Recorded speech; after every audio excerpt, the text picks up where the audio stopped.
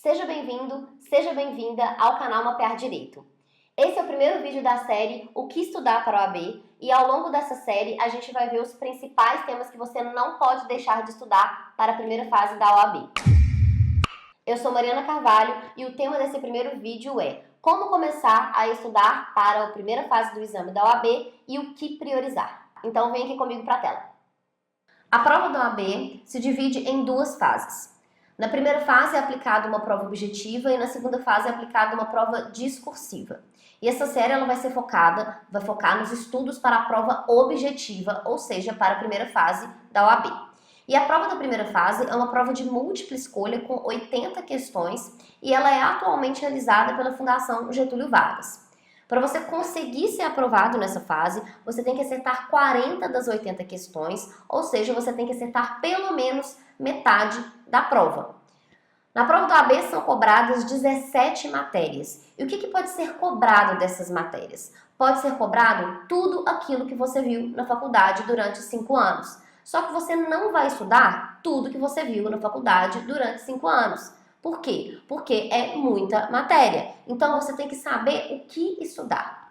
Eu vou apresentar para vocês agora os passos e as estratégias necessárias para que você consiga identificar facilmente o que você precisa estudar e, com base nisso, montar um plano de estudos.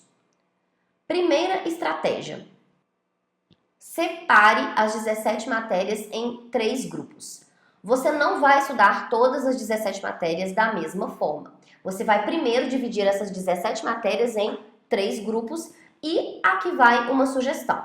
No grupo 1, você vai colocar as matérias de ética, constitucional, civil, processo civil, penal, processo penal e administrativo.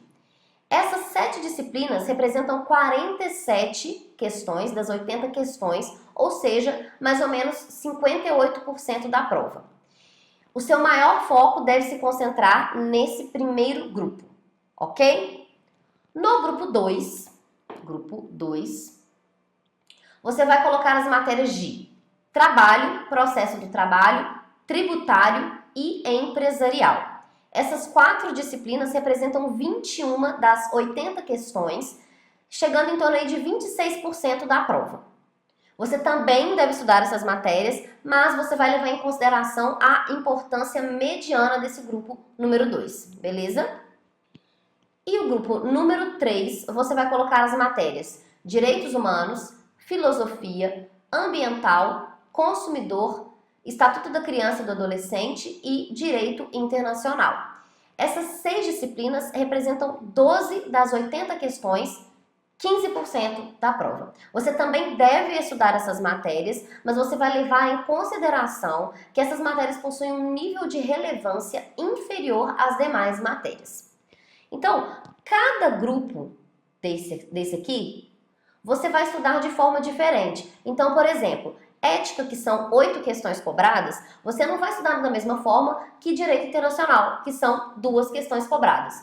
Então, existe uma ordem de importância em relação ao número de questões. Então, o grupo 1 é prioridade número 1, grupo número 2 é a prioridade número 2 e o grupo número 3 é a prioridade número 3. É claro que você pode fazer alterações nessa divisão. Como eu falei, essa divisão é baseada no número de questões que tem na prova. Nada impede que você altere a prioridade de uma ou outra matéria conforme a afinidade que você tem com determinada disciplina. Então, por exemplo, muitos estudantes preferem colocar a matéria de direito do trabalho como prioridade número 1 e colocar direito civil como prioridade número 2. Por quê? Porque apesar de a disciplina de civil ela tá no grupo 1 em decorrência da quantidade de questões cobradas, essa é uma matéria que apresenta um conteúdo muito extenso. Então, tem muita gente que prefere dar prioridade para o estudo de outras disciplinas, seja por questões de afinidade ou quantidade de conteúdo que tem para estudar. Segunda estratégia: priorize o estudo de matérias com mais questões e menor conteúdo. Você tem que focar no estudo das matérias que possuem conteúdos relativamente menores em relação a outras disciplinas e que possuem, ao mesmo tempo, mais questões na prova, como, por exemplo, ética e direito constitucional, que são as 2 matérias são do grupo 1. Ética é uma das matérias mais importantes do grupo 1 e na maior parte das vezes você ter um bom desempenho nessa disciplina é o que pode definir a sua aprovação na primeira fase. Por quê? Porque é uma disciplina que é composta de 8 questões, é a matéria que tem mais questões na prova. 8 questões é 10% de toda a prova e 20% do mínimo que você precisa para poder acertar, para passar na primeira fase do exame. Então, além de ter mais questões na prova, é uma matéria que vai exigir um estudo de apenas 3 normas também, que é o Estatuto da OAB, o Regulamento Geral da OAB e o Código de Ética e Disciplina. Então, aqui a gente falou sobre ética. Agora nós vamos falar de constitucional, que é outra matéria muito importante do grupo 1. Da mesma forma que a disciplina de ética, constitucional é uma matéria que possui um conteúdo relativamente pequeno, se comparado com as outras do grupo 1, como por exemplo direito civil, e é uma matéria que faz parte do grupo que tem bastante questões na prova, que são 7. E por que eu considero constitucional uma das mais importantes do grupo 1? Porque quando você está estudando constitucional, você está estudando outras disciplinas também cobradas na primeira fase. Então, se você conseguir estudar bem só a matéria de constitucional, ela pode acabar te rendendo um outro acerto em outras matérias. Por exemplo, muitas das questões de direito tributário são retiradas da Constituição Federal, lá do capítulo que trata do Sistema Tributário Nacional.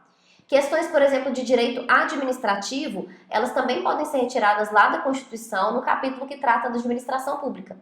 Então, quando você está estudando constitucional, essa matéria ela pode acabar te ajudando a ganhar mais pontos em outras disciplinas. Terceira estratégia. A terceira estratégia está relacionada ao seguinte trio: área penal, área civil e área trabalhista.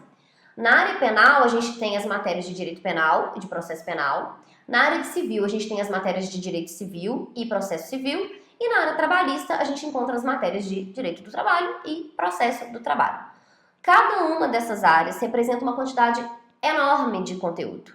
O ideal é que você dê uma atenção maior e mais aprofundada a apenas uma dessas 3 áreas. Uma forma de você decidir é com base na afinidade que você tem com a matéria ou com base nas suas notas na faculdade. Se você tiver escolhido, por exemplo, alguma dessas matérias para a segunda fase, vai ser até mais fácil você escolher em qual focar. Então, se você tiver escolhido o direito do trabalho para a segunda fase, por exemplo, é interessante que você direcione sua atenção mais para a área trabalhista do que para a área civil ou penal. Então, é importante sempre falar aqui que não é para você abandonar o estudo das outras áreas, mas sim escolher uma delas para dar uma atenção especial, ok? Antes da gente ir para o próximo passo, deixa sua curtida, inscreve aqui no canal e liga o sininho para você não perder os próximos vídeos da série. Aproveita para deixar um comentário aqui embaixo para me falar como que está sendo a sua preparação para a OAB. E a quarta estratégia é: não subestime as disciplinas com menos questões. Lá no primeiro passo, a gente falou sobre dividir as 17 matérias em 3 grupos. E a gente falou sobre uma ordem de importância de acordo com a quantidade de questões que estão na prova. Então, grupo 1, prioridade número 1, grupo 2, prioridade número 2 e grupo 3, prioridade número 3. Quando a gente adota essa estratégia, a gente já pode acabar optando por deixar de estudar totalmente as matérias do grupo 3, que são as matérias que têm 2 questões. Então, como a gente viu lá no grupo 3, você vai encontrar as matérias de direitos humanos, internacional, ECA, ambiental, consumidor e filosofia, que são 12 questões, 15% da prova, ou seja, cada uma dessas matérias tem 2 questões apenas.